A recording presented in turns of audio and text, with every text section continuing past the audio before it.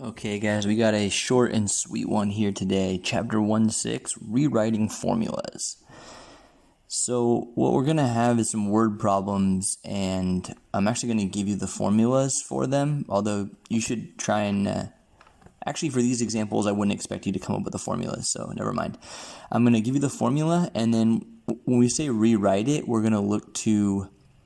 the formula is going to be written in the form where one of the variables is on one side by itself, and we want to rewrite it to solve for one of the other variables. So let's look at an example.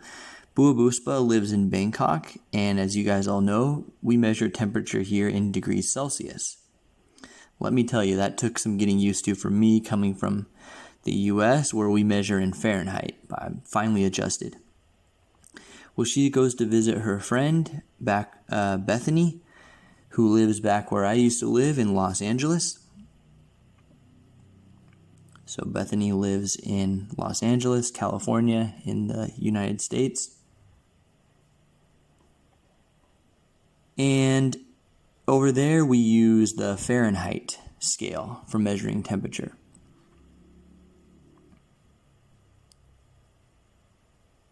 Because, Americans are weird. So, Bethany knows how to convert from Celsius to Fahrenheit, so she gives Buabuspa this formula to do that. Bethany knows how to get to, Fahrenheit from Celsius, so she gives Buabuspa the formula, says, hey, during your LA trip, here's how you can figure out the Fahrenheit. Wait, no, I wrote the wrong formula. That's actually scratch that. Okay, so the formula Bethany gives Buabuspa says, okay, if you want your Fahrenheit, what you got to do is take your degrees Celsius, times it by 1.8, and add 32. And that's going to give you your temperature in Fahrenheit. Well, Buabuspa was like, well, that's great, but the problem is Fahrenheit doesn't mean anything to me. I understand the way I know how hot or cold the temperature is if you tell me in Celsius.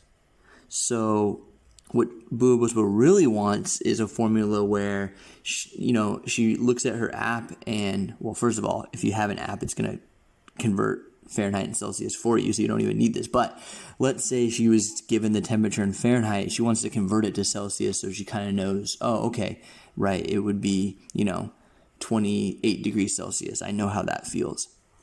So we're going to rewrite the formula so it's easier for Buabuspa to use while she's in LA. So to rewrite the formula, we are going to try to isolate the degrees Celsius. So the first step is going to be subtract 32 from each side. You always want to work farthest away from the variable that you're solving for, and then divide by 1.8. So now we have a formula where instead of putting in Celsius and get Fahrenheit out, now Bethany can tell Buabuspa the temperature in Fahrenheit, and she can put it into this formula and know what it is in Celsius.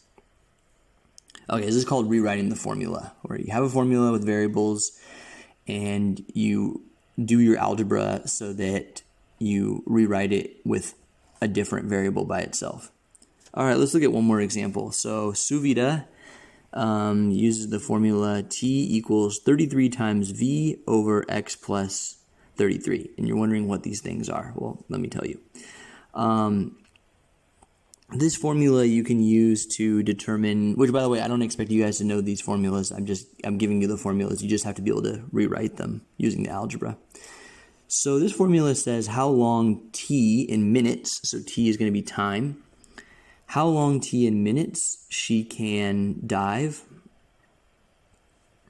underwater. And it's going to depend on the volume of air that she has in her oxygen tank, her scuba tank.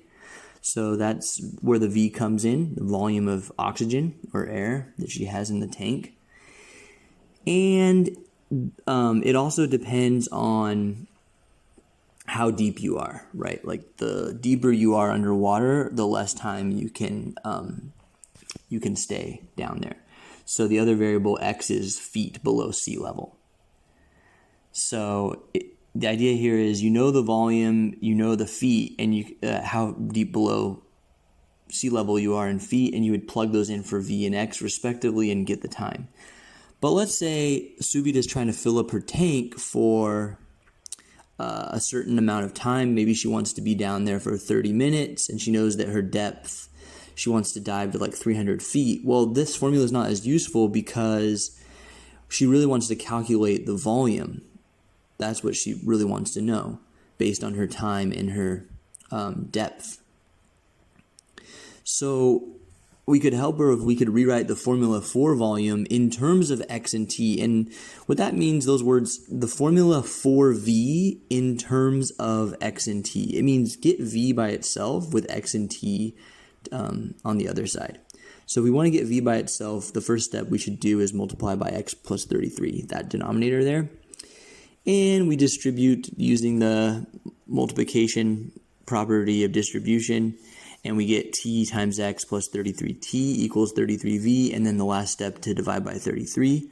So then we end up with V, the volume of the tank, equals time times the X, which is the depth, divided by 33 plus 33T over 33, but then the 33's just cancel, so we can simplify this down to T times X over 33 plus T equals the volume. And that gives us a much more useful formula for finding the volume of the tank that we want.